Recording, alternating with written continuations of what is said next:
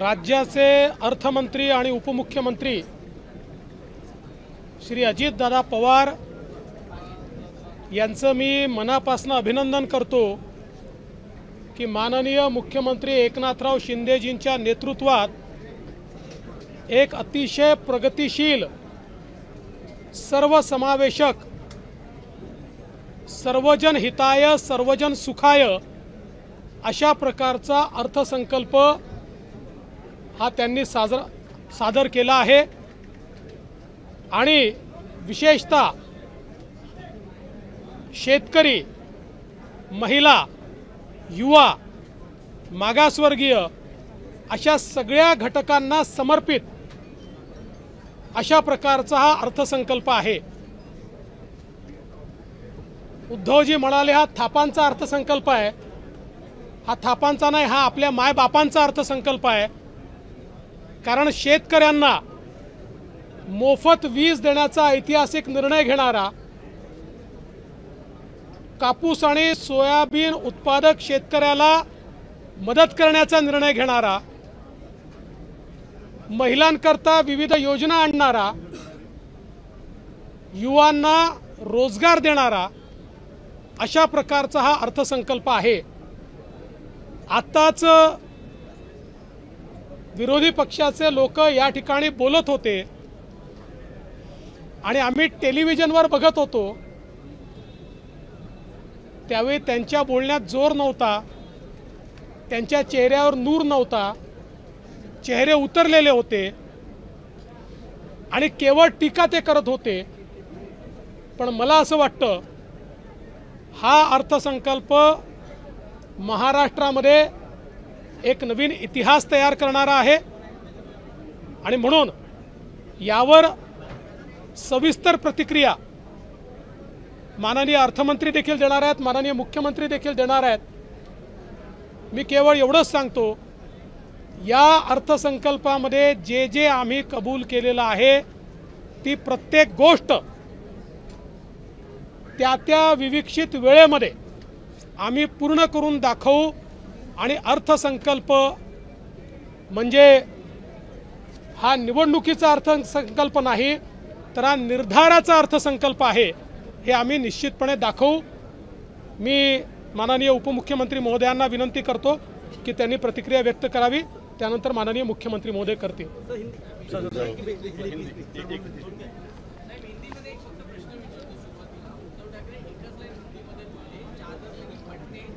जयंत पाटील बोले।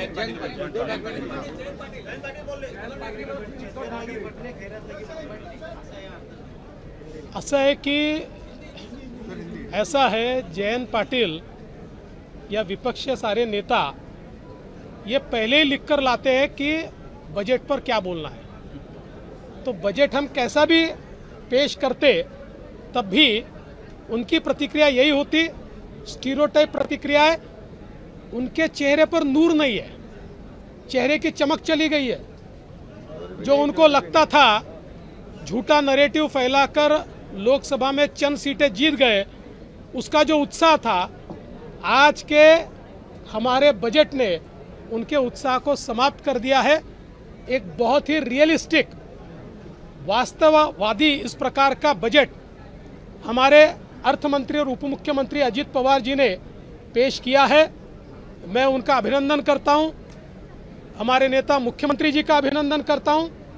युवाओं के लिए, महिलाओं के लिए, किसानों के लिए, दलित आदिवासियों के लिए जिस प्रकार से इस बजट ने नए दरवाजे खोले हैं, मैं ऐसा मानता हूं एक ऐतिहासिक ऐसा बजट है जहां एक और किसानों को मुफ्त बिजली मिल रही है, किसानों को दूध के लिए, सोयाबीन के लिए, कपास के लिए मदद मिल रही है और महिलाओं को मदद मिल रही है। हमारे युवाओं को इस बजट के माध्यम से 10,000 रुपये अप्रेंटिस का मिल रहा है। मुख्यमंत्री लाडली बहना योजना ये सारी बहनाओं का कल्याण कर रही है।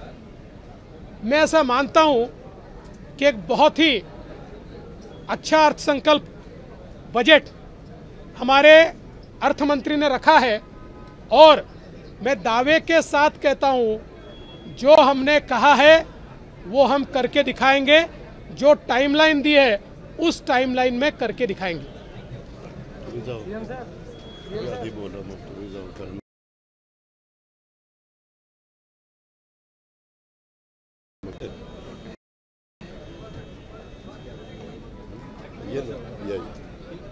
आणि आज खरं म्हणजे अर्थसंकल्प जो आहे, आमचे अर्थमंत्री आणि उपमुख्यमंत्री अजितदादा पवार यांनी सादर केला आहे, तो सर्वसमावेशक आहे। आम्ही सर्वसामान्यांचं सरकार जेव्हा म्हणतो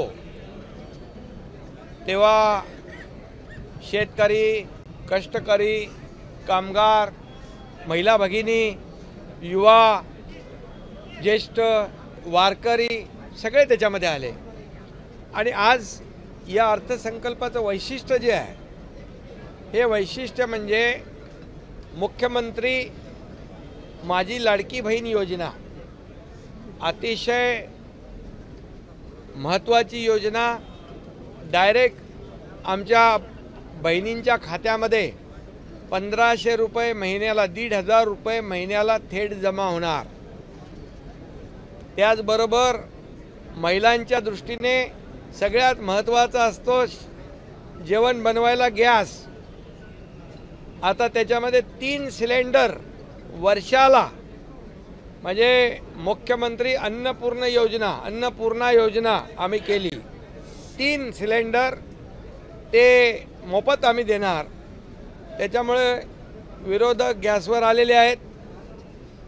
आणि तिसरी आमची जी योजना आहे युवकांसाठी, जे मगाशी इथे सांगत होते युवक बेरोजगार आहेत, तुम्हाला मी सांगतो आमचं सरकार आल्यानंतर सरकारी नोकऱ्यांवरचे निर्बंध आम्ही हटवले। जवळपास 1 लाख सरकारी नोकऱ्या आज मुलांना मिळाल्यात। आणि खाजगी कंपन्यांमध्ये स्किल डेव्हलपमेंट, स्टार्टअप आणि इतर माध्यमातून मुख्यमंत्री रोजगार योजना याच्या माध्यमातून जवळपास लाखो लोकांना नोकऱ्या मिळाल्या। इथं केसरकर आहेत, जर्मनीमध्ये 4 लाख नोकऱ्यांचा MOU साईन झाला आपल्या राज्य सरकारबरोबर। आणि आता जे बेरोजगार आहेत, सुशिक्षित, त्यांना आम्ही 10,000 रुपये अप्रेंटिसशिप देणार आहोत। हा देखील ऐतिहासिक निर्णय पहिल्यांदा राज्यात होतोय। त्यामुळे बेरोजगार, सुशिक्षित बेरोजगार जे आहेत त्यांना अप्रेंटिसशिप मिळेल, त्यांना नंतर ट्रेंड होऊन नोकऱ्या मिळतील। आणि जे अगोदर सांगत होते लाडली काय बहिणा काहीतरी, नाही लाडका भाऊ योजना तर आम्ही केली ना, 10,000 रुपये देतोय। पण त्यांनी तर 2.5 वर्ष लाडका बेटा योजना राबवली, त्याचं काय? आणि म्हणून बरोबर आहे ना, लाडका भाऊ पण आम्ही घेतला, 10,000 रुपये देतोय। आणि दुसरं, शेतकऱ्यांसाठी अनेक योजना आम्ही राबवल्या, त्याच्यात मी जात नाही। पण सगळ्यात महत्त्वाची म्हणजे शेती पंपावर शेती करणारा शेतकरी, मुख्यमंत्री बळीराजा शेती पंप वीज सवलत योजना आम्ही सुरू केली। त्याच्यामध्ये 7.5 HP पर्यंत वापराला वीज बिल माफ, या राज्यातल्या सर्व मुलींचं शिक्षण मोफत, या अशा योजना आज प्रामुख्याने आज आम्ही राबवल्यात आणि निर्णय घेतलाय। आणि मी एवढंच सांगतो की अजितदादांचा अर्थसंकल्प आहे आणि दादा हे वादा को पक्का आहे, मी वरती म्हणालो। त्यामुळे हे सरकार दिलेला शब्द पाळणार आहे। आतापर्यंत हे सरकार जे जे बोललं ते पूर्ण केलेलं आहे। त्यामुळे आम्ही पूर्णपणे अर्थसंकल्पात याची पूर्ण तरतूद करून, पैशाची तरतूद करून ह्या सर्व योजना केलेल्या आहेत। या योजना पूर्णपणे राबवल्या जातील। 5 रुपये दुधाला देखील आम्ही वाढ केलेली आहे। सोयाबीन आणि कापसाला 4,500 कोटीची तरतूद केलेली आहे। आचारसंहितेमुळे ते थांबलं होतं, त्याचंही वाटप होईल। आणि शेतकऱ्यांना काय दिलं म्हणणाऱ्यांना मी सांगू इच्छितो की गेल्या 2 वर्षात आम्ही सर्व नियम निकष बदलले. NDRFच्या दुप्पट केलं, 2 हेक्टरचे 3 हेक्टर केले. सततच्या पावसाचं नुकसान आम्ही दिलं. 15,000 कोटी रुपये शेतकऱ्यांनी दिलं आणि 6,000 रुपये प्रधानमंत्री, 6,000 रुपये सरकारचे, असे 12,000 रुपये. पीक विमा योजना 1 रुपयात, असे 45,000 कोटी रुपये शेतकऱ्यांना देणारं हे आमचं सरकार आहे. हिशोब त्यांनी पाहिजे तर माग घ्यावा आणि टॅली करावा. फक्त मी तुम्हाला एवढंच सांगतो, जे काय बोलतात खोटून बोला, खोटं बोला पण रेटून बोला. तुम्ही थोडा आम्हाला पण विचारत जा, बाबा सरकारने काय केलेलं आहे. आता खत आणि बियाणावर म्हणतात GST आहे, आता त्याच्यावर GST नाहीच आहे खतावर. आणि त्यामुळे जे खोटं बोलतात पण तुम्ही त्याच्यावर विश्वास ठेवून ते लगेच दाखवता आणि खोटं नरेटिव्ह सेट करून ज्यांनी लोकसभेमध्ये काही मतं मिळवली, आता जनता फसणार नाही. आमचा अर्थसंकल्प बघून त्यांचे चेहरे पांढरे फटाक पडले होते, चेहरे उतरले होते, मोठ्या जोशामध्ये आले होते. आता लोकसभा आम्ही जिंकली. अरे विधानसभेमध्ये आज 2 वर्ष जे आम्ही काम केलेलं आहे सरकारने, त्याची पोचपावती लोक देतील. काय म्हणाले ते, चादर लोकसभा में चादर फटी क्या. अरे बाबा ऐका, हा ऐका, अरे अरे अरे अरे अरे अरे बाबा ऐका. औरंगजेब आणि याकूब मेमन यांना मनाने ज्यांनी फादर मानले, त्यांना चादरीशिवाय काय दुसरं दिसणार. आणि तुम्हाला मी सांगतो की लोकसभेमध्ये काय मिळवलंय त्यांनी. अरे जंग पछाडले मोदीजींना हटवायला. मोदी तिथं प्रधानमंत्री झाले आणि तुम्ही 40-50 वरून 99 वर पोचले. म्हणजे तुम्ही पेढे कसले वाटताय येड्यासारखे. म्हणजे तुम्ही हरले म्हणून पेढे वाटताय का एवढ्या वर्षांनी विरोधी पक्षनेतापद मिळालं म्हणून पेढे वाटताय. हसायचं का रडायचं हे समजत नाही आम्हाला.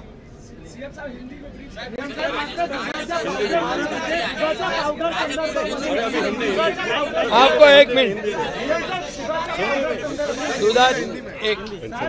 आज का जो अर्थसंकल्प अर्थ मंत्री और उप मुख्यमंत्री मेरे सहयोगी अजीत दादा पवार जी ने जो सादर किया है, उनका मैं बहुत बहुत अभिनंदन करता हूँ.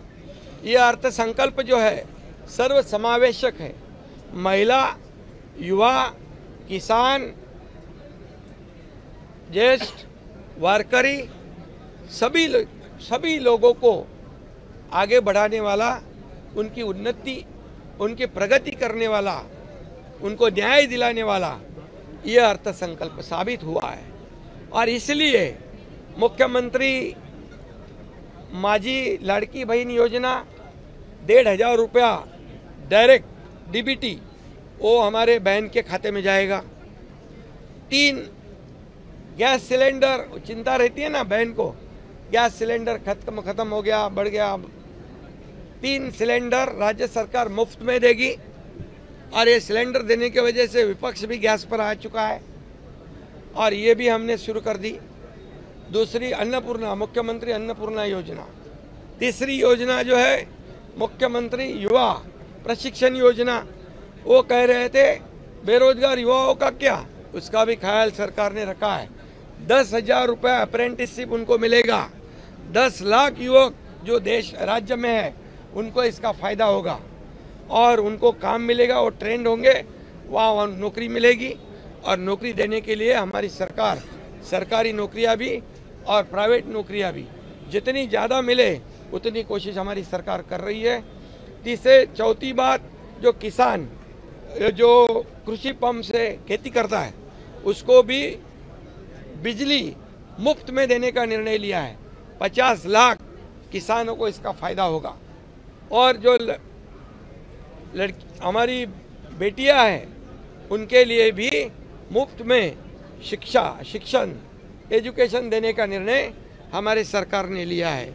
ऐसे कई महत्वपूर्ण निर्णय सरकार ने लिए हैं और इसीलिए मैं इतना ही कहूँगा, ये सर्व समावेशक ये हमारा अर्थसंकल्प है कुछ लोग कहते हैं ये चुनावी जुमला है, लेकिन ये चुनावी जुमला नहीं है, ये कोई कहते गाजर है तो बोले ये महाराष्ट्र विकास का गजर है, ये निश्चय और निर्धार का अर्थ संकल्प है। इतना ही मैं कहूँगा। चादर क्या बोले, चादर तो उनकी फट गई। अरे प्रधानमंत्री बन नहीं पाए, विपक्ष के नेता बन गए, इसलिए पेड़े बांट रहे हैं। हंसना क्या रोना। चद्दर के बारे में मैं इतना ही कहूँगा, मैंने अभी मराठी में कहा है, जो औरंगजेब और क्या नाम उसका याकूब मेमन को दिल से फादर मानते हैं, उनको चादर दिखेगी नहीं तो और क्या दिखेगी। और इसलिए चादर हमारी नहीं, चादर उनकी फटी है। और प्रधानमंत्री मोदी जी बन गए हैं, वो कुर्सी पे बैठ गए, अभी उनकी खुशी में पेड़ा बांट रहे, क्या इनके हारने की खुशी में पेड़ा बांट रहे? ये इधर आप ही उनको पूछो। दुधाच्या पावडर संदर्भामध्ये आयात केलेली आहे, दुधाच्या पावडर संदर्भामध्ये लाडका बेटा, वो लाडला बेटा जो नहीं, बेटा नहीं भाऊ, वो उसका भी, उसके लिए भी हमने 10,000 रुपये अप्रेंटिसशिप दिया है। अभी हमने तो उनका भी ख्याल किया है, लेकिन 2.5 साल तो क्या कहते हैं लाडला बेटा योजना चालू थी, वो चाहिए ना आपको। हाँ तो बस ठीक है। दुधाच्या पावडर संदर्भामध्ये आयात संदर्भात नाही, याच्यामध्ये दुधावर देखील 5 रुपये आम्ही देण्याचा निर्णय घेतलेला आहे आणि त्याच्यावर आमचे अर्थमंत्री बोलतील। आणि तुम्हाला एवढंच सांगतो, एक मिनिट याच्यामध्ये जे विरोधी पक्ष खोटा नरेटिव्ह सेट करतायत की राज्य 6व्या नंबरला गेलं, हे चूक आहे। राज्य 2017 पासून 6 क्रमांकावर होतं। याचं कारण तुम्हाला सांगतो, हे पॉप्युलेशनवर डिपेंड असतं। पॉप्युलेशन, लोकसंख्या आपली जास्त आहे इतर राज्यापेक्षा। आज आपला जो 14% आपलं एकूण उत्पन्न देशाच्या उत्पन्नाच्या 14% आहे आणि तामिळनाडू पहिल्या नंबरला असताना 8% आहे। त्यामुळे त्याच्यावर देखील आपण खोट्या नरेटिव्हवर विश्वास ठेवू नका। परदेशी गुंतवणुकीमध्ये महाराष्ट्र पहिला आहे, GDP मध्ये महाराष्ट्र पहिल्या नंबरला आहे, गुंतवणुकीमध्ये महाराष्ट्र पहिल्या नंबरला आहे। आणि त्यामुळे आपल्याला मी एवढंच सांगतो, आम्ही जे केलेला आहे निर्णय जो घेतला आहे, हा निर्णय आमची काय म्हणतो त्याला अंतरून पाहून आम्ही पाय पसरलेले आहेत। सर्व योजना जे त्यांना वाटतात की या योजना कशा पूर्ण होतील, तर आम्ही दिलेला शब्द तंतोतंत पाळणार आणि योजना आमच्या 1 जुलैपासून लागू होणार। त्याचा फायदा थेट लोकांना मिळणार, त्यांच्या खात्यामध्ये पैसे जमा होणार। उद्धव ठाकरे म्हणतात की मोदींकडून निधी आणणार आहेत। उद्धव ठाकरे म्हणतात मोदींकडून निधी आणणार आहेत। अरे बाबा, तुम्हाला सांगतो, आपली राज्याची आर्थिक परिस्थिती पाहून एकूण राज्याच्या जे आपलं आर्थिक जे स्थूल उत्पन्न आहे त्याच्या 25% आपण कर्ज घेऊ शकतो। आपण 17.8 वर आहोत।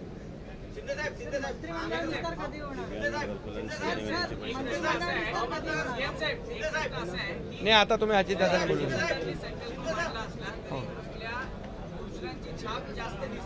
योजना कोणाच्या आहेत? सगळ्या आपल्या महायुतीच्या योजना आहेत। महायुतीच्या योजना कोणासाठी आहेत? या एकनाथ शिंदेच्या एकट्याच्या योजना नाही आहेत, या सरकारच्या योजना आणि सर्वसामान्य लोकांसाठी आहेत। आणि म्हणून हे सर्वसामान्यांचं सरकार आहे, महायुतीचं सरकार आहे आणि एवढ्या योजना आम्ही लोकांसाठी राबवतोय। हा निश्चयाचा अर्थसंकल्प आहे, निर्धाराचा अर्थसंकल्प आहे। आणि पुन्हा होणाऱ्या विधानसभेच्या निवडणुकीमध्ये जनता त्यांनी जे खोटं पसरवून मतं मिळवले त्यांचा पर्दाफाश केल्याशिवाय राहणार नाही। वारकऱ्यांना पण पहिल्यांदा 20,000 रुपये दिंडीला दिले आम्ही। आज मुख्यमंत्री वारकरी महामंडळ स्थापन केलं, त्याच्यामध्ये पण पोटदुखी। वारकऱ्याने टाळ वाजवून त्यांना दाखवलं। आता नवीन मित्र मिळाल्यामुळे वारकरी त्यांना नकोसे झाले आणि जे वारकऱ्यांचा अपमान करतात त्यांना वारकरी धडा शिकवल्याशिवाय राहणार नाही. सर बीड में सर बीड के लिए अभी क्या करेंगे सर सर बीड में स्थिति सर तुम्ही गेलं तरी सर बीड में डिटेल में दो लोग बात करेंगे. आज आत्ताच देवेंद्र फडणवीसांना अर्जंट नागपूरला जायचं होतं म्हणून ते गेले. मुख्यमंत्र्यांना पण काम आहे, त्याच्यामुळं ते दोघंही आधी बोलले. मला आपल्याला सगळ्यांना सांगायचं आहे की मी आजचा 10वा अर्थसंकल्प 10व्यांदा ह्या राज्याचा अर्थसंकल्प सादर केलेला आहे. तसा दीपकजींनी 7व्यांदा केलेला आहे. त्याच्यामुळं आम्ही काही ह्याच्यामध्ये नवखे नाही आहे. अनेक वर्ष राज्यकारभार पाहत असल्यामुळं उद्याच्याला काही निर्णय घेतल्यानंतर त्याची अंमलबजावणी करण्याच्या करता तेवढी क्षमता आपल्या राज्याच्या मध्ये आहे का, तेवढे फंड्स आपल्याकडे आहे का, त्याच्यामध्ये केंद्र सरकारने सगळ्या राज्यांना घालून दिलेले 3% बाहेर जायचं नाही, त्याच्या आतमध्ये ह्या सगळ्या गोष्टी बसतात का, ह्या सगळ्याचा विचार करून हा अर्थसंकल्प मी आणि वरच्या सभागृहात दीपकजींनी सादर केलेला आहे. मी आपल्याला सगळ्यांना सांगेन, अनेक दिवस आमच्या मनात होतं शेतकऱ्यांना वीज माफी द्यायची. आज गरीब शेतकरी, अल्पभूधारक, अत्यल्पभूधारक, लहान शेतकरी ह्याला आम्ही 7.5 हॉर्सपॉवरपर्यंत 1 हॉर्सपॉवरपासून 7.5 हॉर्सपॉवरपर्यंत विजेच्या बाबतीत माफी दिलेली आहे. ह्यामध्ये आम्ही मुख्यमंत्री माझी बहीण योजना ह्या सगळ्या गोष्टी करताना जिथं आता वीज बिल माफ केलेलं आहे त्याच्यावर त्यांना काही पैसे द्यायचा प्रश्न येत नाही, पण ज्यांना लाभ द्यायचा आहे तो लाभ कुणाच्याही हातामध्ये ते पैसे जाणार नाही. तर त्या लाभार्थीच्या DBTमध्ये अकाउंटला हे पैसे जाणार आहेत. एवढी पारदर्शकता आपण त्याच्यामध्ये ठेवलेली आहे. आणि एकंदरीतच लोकांच्यामध्ये वावरत असताना माझा दूध उत्पादक शेतकरी अडचणीत वाटला, त्याला आपण चांगल्या प्रकारची मदत पुन्हा 5 रुपये प्रति लिटर गाईच्या दुधाला, दुसऱ्या कुठल्या दुधाला नाही, गाईच्या दुधाला ही आपण दिलेली आहे. युवा कार्य प्रशिक्षण, बरेच तरुण मुलांना नोकऱ्या मिळत नाही, ते कोर्स करतात किंवा ग्रॅज्युएट होतात, डिप्लोमा होतात, पण त्यांना अनुभव नसतो, तर त्यांना अप्रेंटिसशिप कुठंही करण्याच्या करता राज्य सरकार 10,000 रुपये महिना तिथं देणार आहे. आणि एकदा वर्षभर त्यांनी अप्रेंटिसशिप पूर्ण केल्यानंतर त्याला एकतर अनुभव येईल, तो स्वतःच्या पायावर उभा राहील, किंवा तो चांगल्या पद्धतीनं त्याला कुठं नोकरी देखील मिळेल. अशा पद्धतीनं दरवर्षी 10 लाख मुलांना ती संधी देण्याचा निर्णय आम्ही आज घेतला आहे. त्याच्यामध्ये कापूस सोयाबीनचं आत्ता तुम्हाला माझ्या आधी मान्यवरांनी सांगितलेलं आहे. पिंक रिक्षा ह्या देखील आम्ही 10,000 महिलांना पहिल्या टप्प्यामध्ये देण्याच्याबद्दलचा निर्णय घेतलेला आहे. आपल्याला सगळ्यांना माहिती आहे की गरीब कुटुंबातली किंवा मध्यमवर्गीय कुटुंबातली मुलगी किंवा त्यांच्या घरातली कुणी भगिनी ही जर शिकायचं म्हटलं तर त्यांना ती फी परवडत नव्हते. आत्तापर्यंत आम्ही 50% त्यांना फी भरायला मदत करायचो, परंतु शेड्यूल कास्ट आणि शेड्यूल ट्राईबला तर 100% फी माफ आहे. आणि ह्यांच्या मनामध्ये देखील इकॉनॉमी विकर सेक्शनमध्ये मोडणारा जो समाज आहे त्या सगळ्या समाजातल्या मुलींना वाटायचं की बा आमचं काय, आम्ही गरिबाच्या पोटी जन्माला आलो म्हणून आम्हाला चांगलं शिक्षण घ्यायचं नाही का. आणि त्याकरता आम्ही त्यांना आता 100% रक्कम देण्याचा निर्णय हा आजच्या अर्थसंकल्पामध्ये घेतलेला आहे. अर्थसंकल्प सादर करत असताना विरोधक वेगवेगळ्या प्रकारची टीका करतील की एवढा निधी कसा आणणार, त्याच्यामध्ये कुठनं पैसे येणार. मित्रांनो, या सगळ्याचा विचार करूनच आम्ही हा अर्थसंकल्प सादर केलेला आहे. मी आपल्याला सगळ्यांना सांगेन की 2022-23मध्ये आपलं GST अधिक व्हॅट अधिक व्यवसाय करायचं उद्दिष्ट 2.25 लाख रुपये होतं. 23-24ला ते 2,05,500 कोटी रुपये झालं. त्याच्यानंतर त्याच्यामध्ये 24-25ला 2,20,000 इथपर्यंत त्या ठिकाणी झालेलं आहे. अशा प्रकारे ती रक्कम वाढते. आत्ताही आपला वाढीचा दर हा जवळपास म्हणजे राज्य सरकारचा आहे वार्षिक वाढीचा दर हा 18.5% आहे आणि केंद्राचा वाढीचा दर हा 11.5% केंद्राच्या वाढीमध्ये जर देशाचा विचार करता जी काही रक्कम त्यांच्याकडे जमा होती, आता समजा त्यांची 23-24ला 20,16,272 कोटी जमा झाले, त्याच्यामध्ये एकट्या तुमच्या माझ्या महाराष्ट्राचा हिस्सा हा 15.9% म्हणजे थोडं कमी 16% होता. आपण 3,20,000 कोटी रुपये ह्याच्यामध्ये GSTमध्ये आपल्याकडे जमा झाले आणि दरवर्षी आपलं उद्दिष्ट हे जवळपास 50 ते 60,000 कोटीनं वाढतं आहे. त्याच्यामुळे हा निधी उभा करत असताना हा फार GST ही आमची जमेची बाजू आहे. त्याचबरोबर वॅट असेल, प्रोफेशनल टॅक्स असेल, त्याच्यामध्ये व्यवसाय कर असेल, ह्याच्यामध्ये देखील दरवर्षी आपल्याकडे वाढ होतीये. त्याचा विचार सगळ्याचा साकल्याने करूनच आणि केंद्र सरकारने जे 3% मर्यादा दिलेली आहे की तुम्ही 3%पर्यंतच कर्ज उचलू शकता सगळ्याच भारतातल्या राज्यांना, त्याच्यामध्ये आपण त्याच्या आतमध्येच आहोत या प्रकारे. आणि आज अर्थसंकल्पामध्ये काही रक्कम कमी वाटत असली तरी माझी 7 तारखेला का 9 तारखेला पुरवणी मागणी मी सादर करणार आहे. त्याच्यामध्ये आम्ही ती रक्कम दाखवणार आहे. त्याच्यानंतर पुन्हा डिसेंबरला आम्हाला संधी आहे. अशा पद्धतीच्या संध्या सातत्याने असतात. केंद्रामध्ये देखील आमच्या विचाराचं सरकार आहे. यंदा 15वा वित्त आयोग संपलेला, आता 16वा वित्त आयोग सुरू होतो आहे. 16व्या वित्त आयोगामध्ये देखील भरीव अशा प्रकारची मदत ही राज्य सरकारला मिळणार आहे. त्याच्यामुळे त्याच्यातनं पण आपल्याला निधी उपलब्ध होणार आहे. अशा प्रकारे ह्या सगळ्या जे काही घोषणा केल्या त्या घोषणेची अंमलबजावणी करण्याकरता कुठल्याही प्रकारे निधीची कमतरता भासणार नाही. उलट आम्ही ठाणे, बृहन्मुंबई आणि नवी मुंबई इथं पेट्रोलचा दर राज्यातल्या इतर भागाच्या पेक्षा जास्त होता, डिझेलचा दर जास्त होता, तर आम्ही तिथला पेट्रोलचा दर आता 65 पैसे कमी केला आहे आणि राज्याबरोबर त्यांना आणलं आहे आणि डिझेलचा दर 2 रुपये 7 पैसे प्रति लिटर अशा प्रकारचा कमी केला आहे आणि तिथं इतरांच्या बरोबर त्यांना आणलं आहे. ते पण बऱ्याच दिवसाची त्यांची मागणी होती.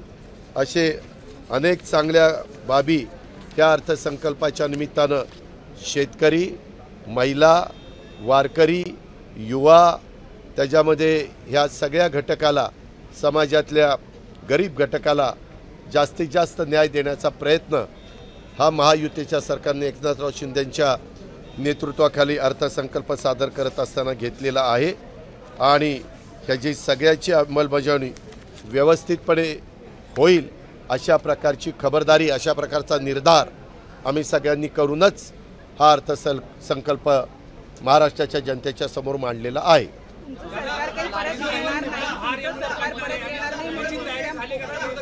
मी आत्ताच तुम्हाला काय सांगितलं, दरवर्षी आपलं 50,000 60,000 कोटी 50,000 60,000नी आपलं उत्पन्न GSTचं वाढतं आहे.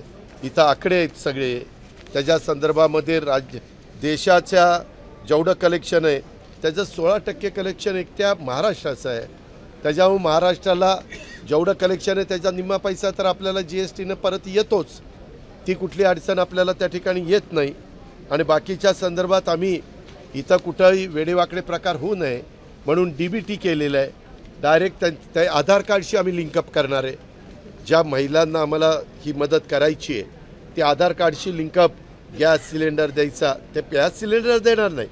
गॅस सिलेंडरच्या रक्कम जी काही 3 सिलेंडरची असेल ती त्या भगिनीच्या अकाउंटला जाणार आहे. एकाने बोला रे, एकाने.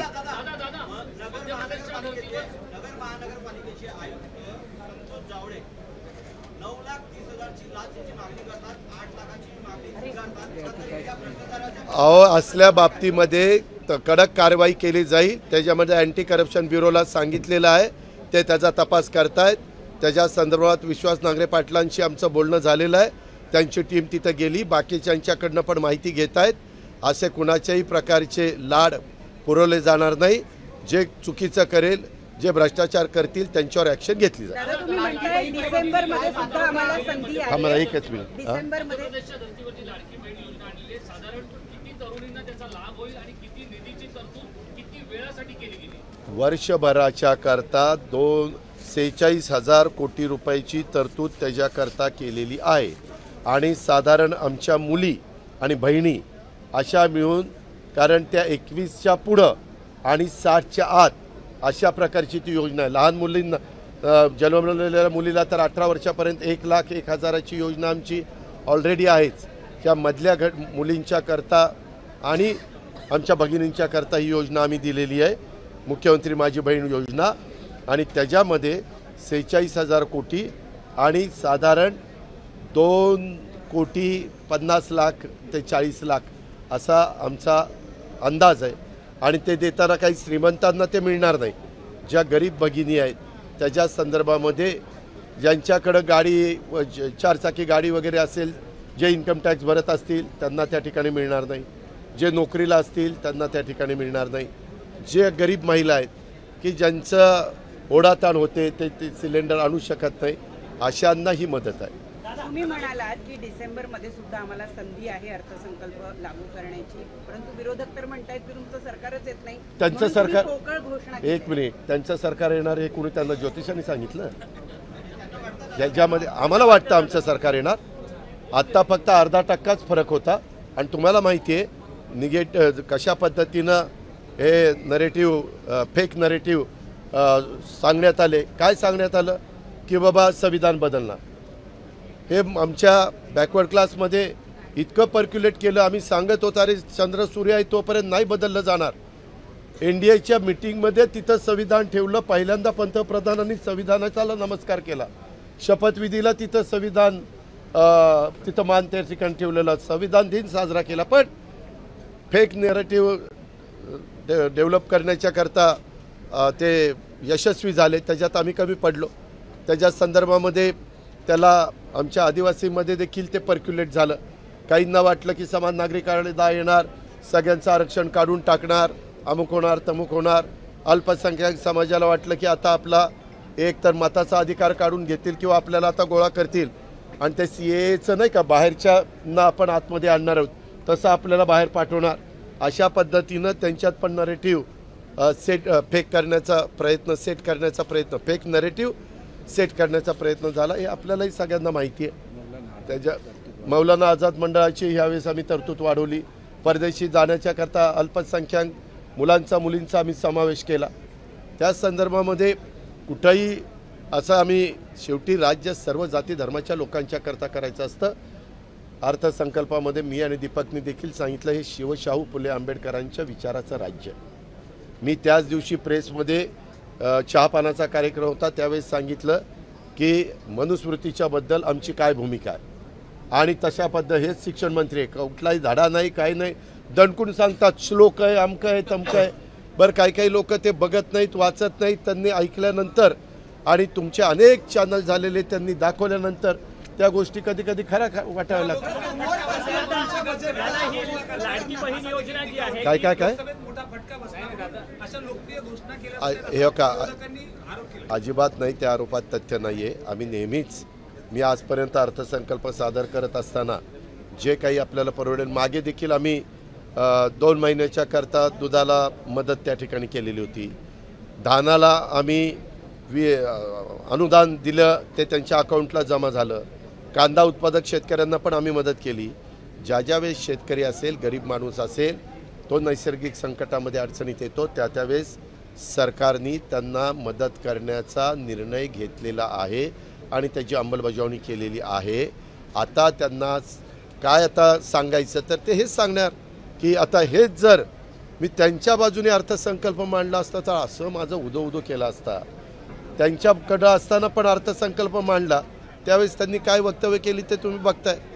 शेवटी राजकीय क्षेत्रातील लोक, सत्ताधारी पक्षाचे नेतेगण हे अर्थसंकल्पाचं कौतुकच करत असतात आणि विरोधी पक्ष कधीच अर्थसंकल्पाचं कौतुक करणार नाहीत. कारण त्यांना तसं कौतुक केलं तर त्यांना जे साध्य करायचं ते साध्य करू शकत नाही. हा मनुष्य स्वभाव आहे. एक मुद्दा असा आहे, अरे सांगितलं ना मुख्यमंत्र्यांनी, पुन्हा काही चद्दर चद्दर चद्दर नाही.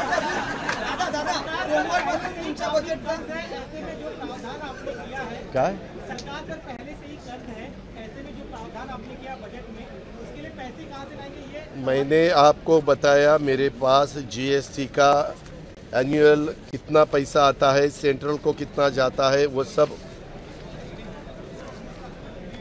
मेरे यहाँ मौजूद है. उसमें हर साल मिनिमम 50,000 से 60,000 करोड़ रुपया इसमें बढ़ जाते हैं. 2,20,000 करोड़ रुपया इसे बढ़ जाते हैं और उसमें कोई दिक्कत नहीं है. आप उसमें फिक्र करने की कोई ज़रूरत नहीं है. पैसा जरूर उसमें मिलेगा और उसमें जीएसटी में मिलेगा, वैट में मिलेगा, प्रोफेशनल टैक्स में मिलेगा और व्यवसाय कर में मिलेगा. और अपने यहाँ हम अपने केंद्र सरकार सेंट्रल गवर्नमेंट का वैट का जो उनके यहाँ 11.5% उनको ये मिलता है, ज़्यादा पैसा मिलता है. अपने यहाँ 18.5% ज़्यादा पैसा मिलता है परसेंटेज में अगर बताया तो. ऐसे है, इसीलिए सब सोचकर हमने ये डिसीजन लिया है.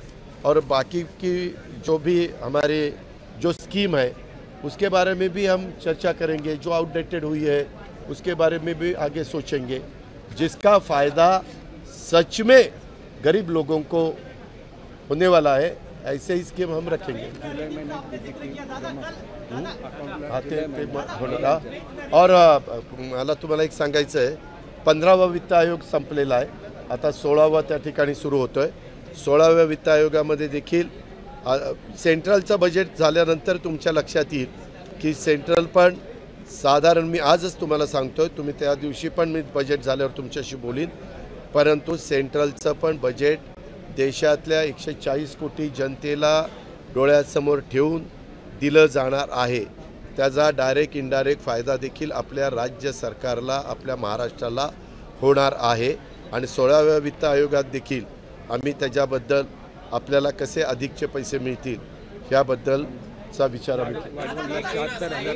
आणि तुम्ही बघा ना, हे सारखे टीका करायचे की आपल्याकडचे प्रकल्प जात आहेत, आपल्याकडचे प्रकल्प जात आहेत. खरं तर जयंत पाटील साहेबांनी जो मुद्दा काढलेला होता त्याला अतिशय व्यवस्थितपणे देवेंद्र फडणवीस साहेबांनी उत्तर दिलं. त्या 6व्या क्रमांकाच्या संदर्भामध्ये वास्तविक आपला 6वा क्रमांक 2017-18 पासून आहे, तो आत्तापर्यंत चालूच आहे. त्याच्यामध्ये काय आत्ता 6वा क्रमांक झाला नाही. मागं जयंत पाटील मंत्रिमंडळात असताना देखील त्यांच्याही, त्यावेळेस मी पण होतो, त्याही सरकारच्या काळात 6वाच क्रमांक आपला होता. त्याच्यामुळं हे काही वेगळं काही घडलं आहे, आकृत काही घडलं आहे असं अजिबात समजण्याचं कारण नाही. ही पण बाब आपण सगळ्यांनी लक्षामध्ये घ्या. हा बोल बाबा.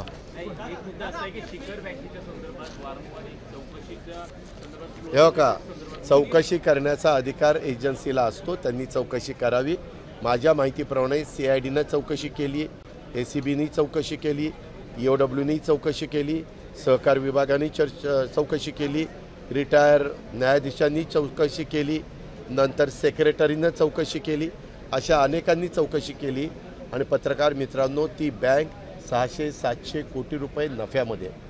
जर भ्रष्टाचार झाला असता, त्याच्यात एकच झालं, 65चं संचालक मंडळ होतं, त्याच्यात एक नाव अजित अनंतराव पवार होतं.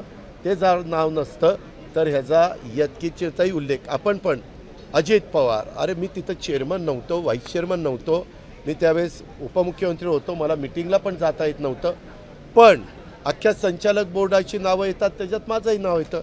आणि आमच्या नावाला जरा जास्त प्रसिद्धी मिळते, त्याच्यामुळं तुम्ही ते आपलं चालवता.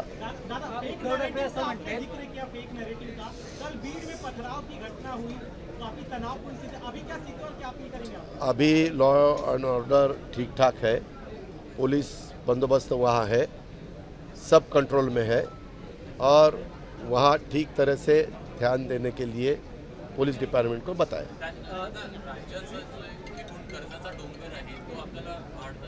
मी तुम्हाला सांगितलं ना, आपलं उत्पन्न वाढतं. आपण 3% बाहेर गेलो का? 3% लिमिट आपण ओलांडली का? अजिबात ओलांडली नाही. जी केरळनी ओलांडली त्याच्यामुळे केरळला पैसे मिळत नव्हते, म्हणून केरळ सुप्रीम कोर्टात गेलं. सुप्रीम कोर्टातनं आदेश त्यांनी म्हणजे सुप्रीम कोर्ट म्हटलं तुम्ही केंद्र सरकार बसा, केंद्र सरकार म्हटलं की आर्थिक शिस्त लावण्याच्याकरता हे चालणार नाही, नाहीतर उद्या कोण 4% 5% 6% पार वाटोळच करतील, जे तिकडं पाकिस्तानचं आणि काही श्रीलंकेसारख्या राष्ट्राचं झालं तसं. त्याकरता मग केंद्राला सुप्रीम कोर्टाने सांगितलं तुम्ही सध्या त्यांना 10,000 कोटी रुपये द्या, कारण तिथं काही पगाराचेही प्रश्न निर्माण झालेले होते. आणि त्याच्यातून तुम्ही पुन्हा बसून त्यांनाही सांगितलं की सगळ्या राज्यांना न्याय एक असेल तर तुम्हाला देखील त्याची अंमलबजावणी करावी लागेल, असं केरळला पण सांगितलेलं आहे. शेवटी कुणीही राज्यकर्ते असले तरी सगळ्यांना वाटतं आपण भरभरून सगळ्यांना द्यावं. अरे परंतु तुमची तेवढी भरभरून देण्याची क्षमता आहे का? तुमची तेवढी ताकद आहे का? तेवढं तुमचं उत्पन्न आहे का? तेवढा टॅक्स तुमच्या तिजोरीमध्ये येणार आहे का? केंद्राकडनं किती तुमचा निधी येणार आहे? ह्या सगळ्या गोष्टी, कारण केंद्र सरकारने परवानगी दिल्याशिवाय मार्केटमध्ये तुम्ही लोन उचलू शकत नाही, ही पण बाब आहे. मग वर्ल्ड बँक असेल, बाकीचे काही जॅपनीज गव्हर्नमेंट असेल, हे पण 0.5% वगैरे पैसे देतात, परंतु ते लिंकअप करतात डॉलरशी आणि मग ते परतफेड करत असताना ते शेवटी 6-7% जातच, कारण रिपेमेंटला जास्त काळ असतो त्याचा. उद्धव ठाकरे संदर्भात ज्या तुम्ही घोषणा केलेल्या आहेत, मध्य प्रदेशमध्ये ज्या पद्धतीनं फायदा झाला तसाच फायदा तुम्हाला विधान परिषद सभेला होऊ शकतो असं वाटतं? असं नाही. आम्हाला त्या गरीब महिलेला ज्या ज्या ठिकाणी महिलांना सक्षम करण्याचा प्रयत्न झाला तिथं महिला समाधानाने त्यांचं कुटुंब संसार चालवतात. त्याकरता ह्या गरिबांच्या करता आहे, जे इन्कम टॅक्स भरतात, जे नोकऱ्या करतात, जे त्या ठिकाणी 4 चाकी वाहनांनी फिरतात त्यांच्याकरता नाही आहे. मिडल क्लास आणि गरीब तिथपासून खाली ज्या माझ्या भगिनी असतील, ज्या माझ्या मुली असतील त्यांच्याकरता आहे. उद्धव ठाकरे असं म्हटलं त्या अर्थसंकल्पाच्या बाबतीत खोटं बोलून सत्य द्यायचं आणि मग महाराष्ट्र ओरबडण्याचा प्रयत्न करायचा, अशा पद्धतीची टीका केली. कधी खोटं बोलून सत्तेत कोण आलं?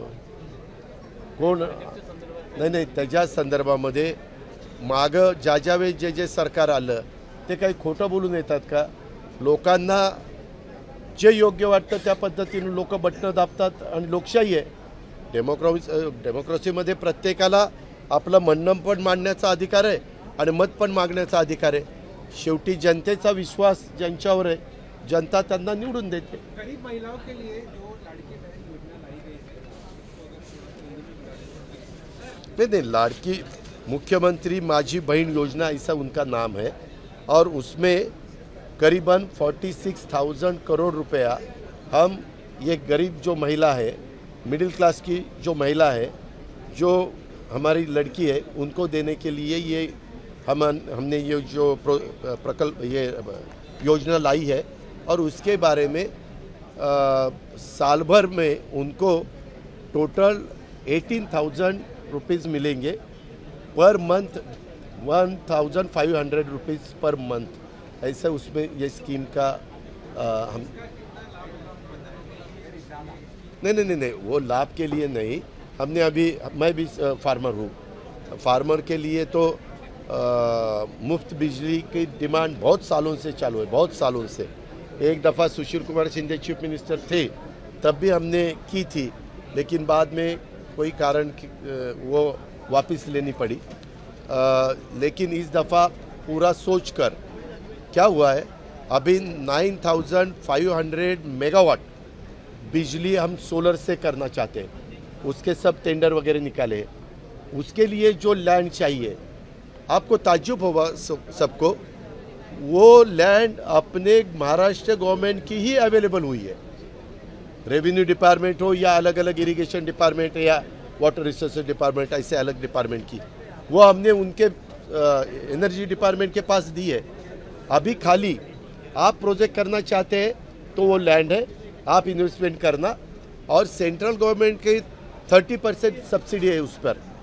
तो जो इन्वेस्टमेंट करना चाहते हैं वो लोगों ने हमें कहा कि हमें जल्द से जल्द लैंड दे दो. उनका काम शुरू हुआ है और जब बिजली सनलाइट सुबह 8 बजे शुरू हो जाएगा तब आपकी इलेक्ट्रिक पंप चालू होगा. शाम को सनराइज़ होने के बाद, सनसेट होने के बाद, सनराइज से शुरू होगा, सनसेट के बाद वो ख़त्म होगा. तो लोगों को भी, हमारे फार्मर्स का कहना ही ये है कि हमें दिन भर बिजली चाहिए. रात को मिलने के बाद कभी कभी टाइगर आता है, कोई बिट्टे आता है और कोई बहुत कुछ होता है, तो इसीलिए उनको डर रहता है, वो जाते नहीं। तो इसीलिए ये भी होगा, उनको दिन भर बिजली मिल जाएगी और खाली 2 रुपये 75 पैसे से 3 रुपये 100 रुपये में वो बिजली हमें मिल रही है। तो इसमें हमें इंडस्ट्री को भी हम मदद कर सकते हैं। इंडस्ट्री का रेट हम क्रॉस सब्सिडी, इंडस्ट्री को रेट बढ़ता था और हम उनके तरफ से पैसे लेके फार्मर्स को क्रॉस सब्सिडी देते थे। अभी ऐसा नहीं होगा, अभी उनको भी रेट कम हो जाएगा और इंडस्ट्री भी अपने महाराष्ट्र में ज़्यादा बढ़ जाएगी। पहिल्यांदा बजेट म्हणलं त्यावेळेला राज्याची स्थिती आणि आता बजेट म्हणताना तिजोरीची आणि एकूणच राज्याची स्थिती तुम्ही कशी? मी पहिल्यांदा बजेट मांडलं त्याही वेळेस आपलं उत्पन्नाच्या 3% लिमिट होतं, ते मी पाळलेलं होतं। आताही बजेट मांडलेलं आहे त्यावेळेस 3% आपल्या एकंदरीत ज्या काही उत्पन्न आहे त्याच्या 3%च्या आत आपण आपलं लिमिट ठेवलेलं आहे। जी काही बंधनं फायनान्स डिपार्टमेंटनी केंद्र सरकारने घातलेली आहे त्याचं तंतोतंत पालन हेही दीपक केसरकर साहेब पण 5 वर्ष आमचे फायनान्स स्टेट मिनिस्टर होते, त्याच्यावर त्यांनाही माहिती आहे, मलाही माहिती आहे। देवेंद्रजी फायनान्स मिनिस्टर होते, एकनाथराव शिंदे पण सिनियर लीडर म्हणून त्यांनाही माहिती आहे।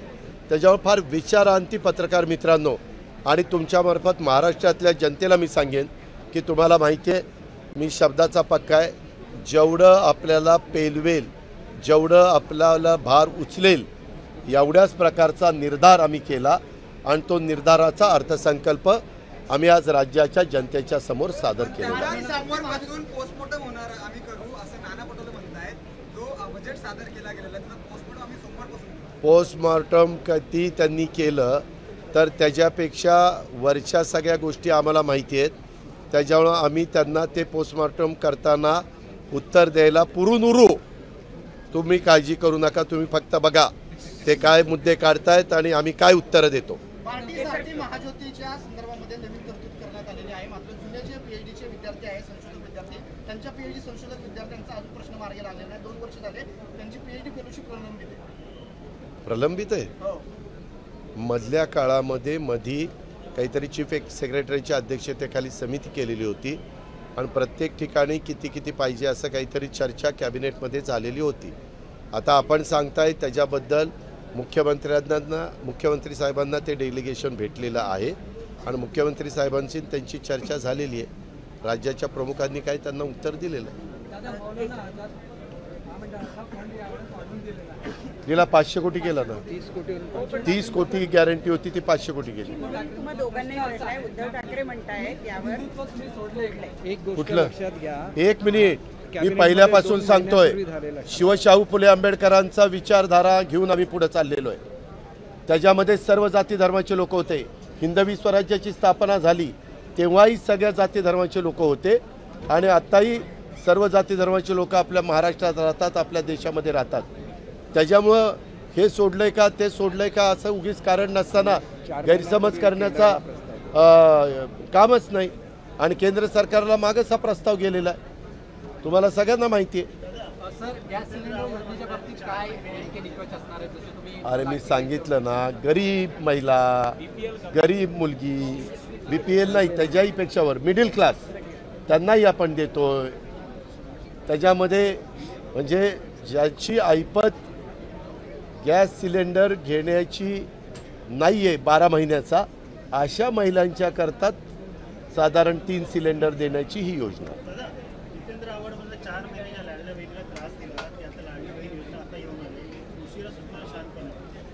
ठीक आहे, आम्हाला उशिरा शहाणपण सुचलं, काही त्यांच्या पोटात दुखतंय।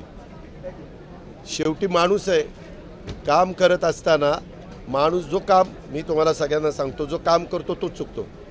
जो कामच करत नाही नुसतीच बडबड करतो, फक्त बराळतो, त्यांची काही चूकच होत नाही, नुसतंच बराळायचं आहे, नुसतीच बडबड करायची। आम्हाला कृती करून लोकांना त्याचा लाभ द्यायचा आहे, त्याची नोंद कृपया घ्या। परदेशी शिक्षण फेलोशिप संदर्भामध्ये पूर्वी 65% अट होती, आता ती 75% करण्यात आलेली आहे। त्याच्यामुळे मागासवर्गीय सगळ्या विद्यार्थ्यांना त्या अडचणीला सामोरं नाही, काय अडचणीला सामोरं जावं लागतं? आपल्या इथं मुली एवढ्या हुशार आहेत आता मुलं मुली 90%, 95%, 99% मार्क मिळवत आहेत. मग जास्त मार्क मिळवणाऱ्याला जर पुढं बाकीच्यांना आपल्या इथं राज्यात आणि देशात सगळ्या प्रकारचं शिक्षण आहेच ना, परंतु काही विशेष शिक्षण घ्यायचं म्हटलं आणि त्यांना परदेशी जायचं असेल तर ते मेरिटचीच मुली पाहिजेत. मग मेरिट लावलं म्हणून बिघडलं कुठं? आणि सगळ्या घटकाच्या करता मेरिट आहे. आणि मागासवर्गीयांमध्ये जेवढी मागासवर्गीय किंवा आदिवासी मुली आहेत त्यांच्यात मेरिट लावलंय, तिथं कुठं वशिलेबाजी नाहीये. हां, धन्यवाद. एबीपी माझा, उघडा डोळे बघा नीट.